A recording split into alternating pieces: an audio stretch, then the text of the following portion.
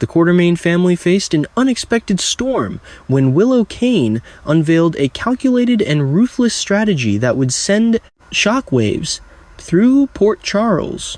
What had once appeared to be a chance at redemption for Willow after her courtroom victory transformed into something far more sinister, a cold-blooded tactical move that weaponized the innocent bonds between children. In a turn that stunned even those who had witnessed her descent into darkness, Willow had crossed a line that seemed impossible to return from. Scout becomes a bargaining chip. The moment came without warning, delivered with surgical precision and absolute certainty. Willow, having survived her legal ordeal and tasting freedom from the charges that had threatened to destroy her, pivoted her attention toward what she viewed as her true adversary, the Quartermains, who stood between her and her children. She arranged a meeting with members of the family and delivered her ultimatum directly to them, her voice steady and devoid of emotion. Scout Quartermain would be forbidden from seeing Danny Morgan unless the family agreed to meet her demands regarding visitation. Rights for Wiley and Amelia. The announcement was delivered with such icy composure that those present could hardly believe what they were hearing. This wasn't a desperate plea from a mother fighting for her children, the kind of emotional desperation that might be understood, if not forgiven. This was something far colder, a strategic maneuver executed by someone operating with clinical detachment. Willow treated Scout's childhood friendship as a negotiating tool, a commodity to be withheld or offered depending on whether her conditions were met. The Quartermain family stood paralyzed, unable to comprehend how Willow could stoop to such depths. Scout and Danny's bond had always been sacred, forged in circumstances that only the two children truly understood. After their mother Sam's death, the siblings had clung to each other with fierce intensity, creating a sanctuary in their shared grief. Scout looked up to her older brother with unconditional admiration, while Danny took his role as protector with a gravity that belied his young age. The relationship between them had become the emotional foundation upon which both children built their ability to move forward. A chilling display of control.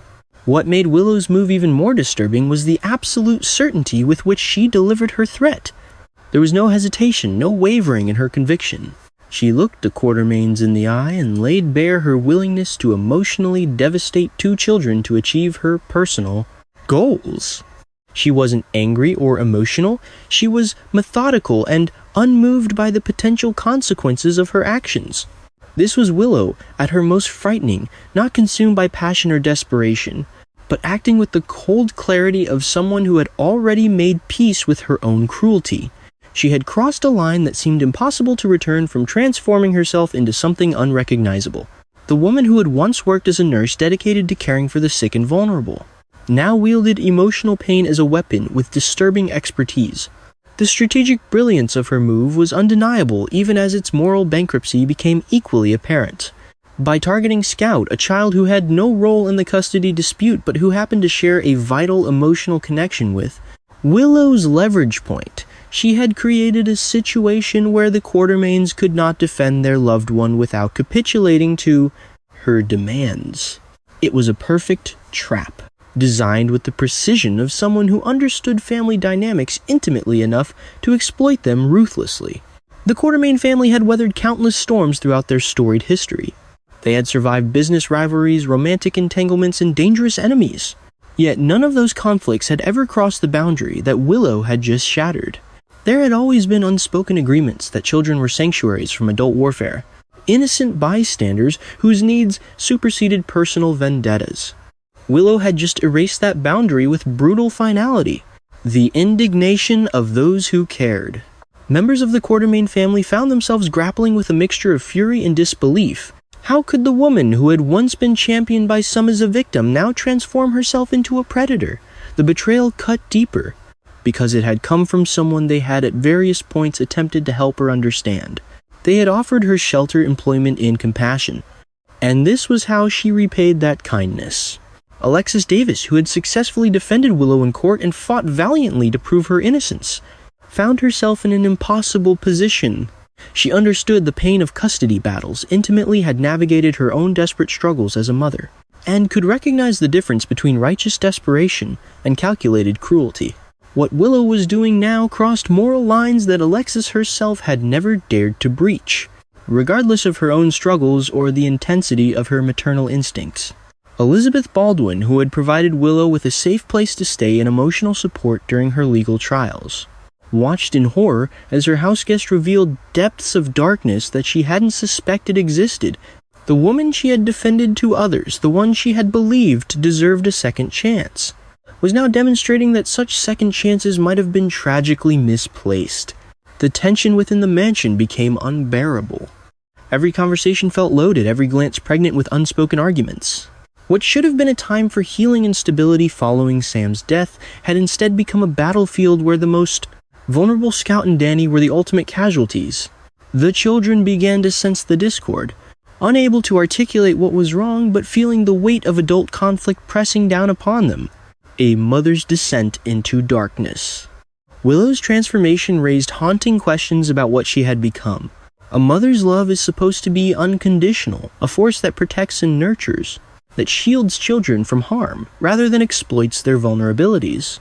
Yet here was Willow allegedly a caregiver by profession and training, treating her daughter's emotional well-being and her desire for connection as leverage. Some observers wondered if they had ever truly known her at all. Had the seeds of this ruthlessness always existed beneath the surface, waiting for the right circumstances to germinate, or was this a complete transformation, a woman who had fundamentally changed into someone darker and more dangerous? Perhaps it was neither, and instead represented a gradual erosion of her moral compass, with each compromise and justification slowly wearing away at her conscience until nothing remained but raw ambition and the willingness to achieve her goals at any cost. The answers seemed almost irrelevant in the face of the present crisis.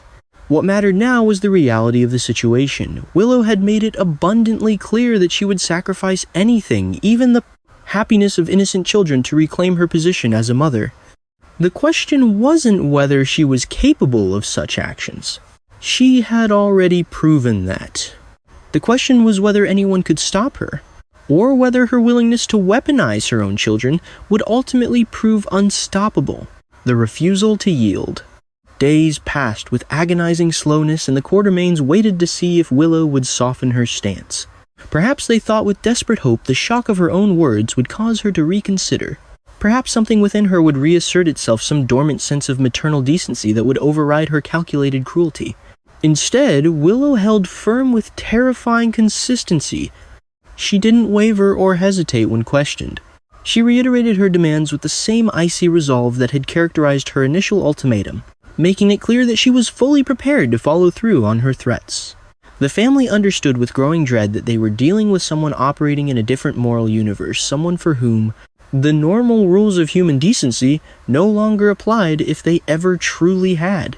Her unwillingness to negotiate or show even the slightest hint of compromise demonstrated something far more disturbing than mere desperation. It revealed a woman who had rationalized her behavior completely, who had convinced herself that her goals justified any means necessary to achieve them. She had become, in essence, an entirely different person, or perhaps had finally revealed who she had always been beneath the surface. The collateral damage. As the standoff continued with no resolution in sight, it became increasingly clear who would suffer most, Scout and Danny. These two children, already mourning the loss of their mother and struggling to navigate a fractured family structure, now found themselves pawns in an adult power game neither of them had created nor could influence. Scout had no understanding of the complex negotiations happening behind the scenes, the strategic maneuvers and emotional calculations that were being conducted in rooms she would never enter. She only knew that her brother, who had been her anchor through the storm of loss, was being kept away from her. The separation reopened wounds that were still raw, reigniting feelings of loss and abandonment that had barely begun to heal. Danny, for his part, was old enough to understand that his separation from Scout was deliberate, orchestrated by an adult he had once respected. He had seen something changing in Willow over the past months, the gradual transformation from the kind woman his father had respected into something colder and more calculating. The realization that she was willing to manipulate him to use his relationship with his sister as a tool for her own purposes left him feeling betrayed and confused. The irony was devastating. Two children who had already lost one parent were now being emotionally separated from each other by an adult, and that separation was being conducted under the guise of maternal love. Willow was using the concept of motherhood, a word that should have stood for protection and unconditional care, as justification for causing emotional trauma to innocent children. A family in crisis. The Quartermaine Mansion, usually a place of comfort and safety where family members gathered for support and connection, had transformed into a site of psychological warfare. The ornate rooms and elegant furnishings suddenly felt cold and uninviting, as if the house itself was responding to the moral crisis unfolding within its walls. The family members found themselves forced to choose between capitulating to Willow's demands or standing firm and accepting the emotional devastation their loved ones would endure. There were no good options available, no decision that carried with it a sense of rightness or moral clarity. To give in would mean rewarding Willow's behavior and setting a precedent that threats would be effective in future disputes. It would send a message that emotional blackmail could break through family loyalty and protective instincts. Yet to resist would mean prolonging Scout and Danny's suffering, watching as the bond between siblings was strained under the weight of adult conflict. Every choice carried with it a heavy price that would need to be paid by those least equipped to handle it, the children. The adults found themselves trapped between impossible options, each path forward leading only to different varieties of heartbreak. The unveiling of a new Willow. What the Quartermaines were witnessing was the complete unveiling of a side of Willow that had perhaps always existed but had been carefully concealed beneath layers of social expectation and moral constraint. This was Willow without the filters of civilization, without the masks that people usually wear in polite society. This was Willow unfiltered, calculated, ruthless, and absolutely certain of her own righteousness.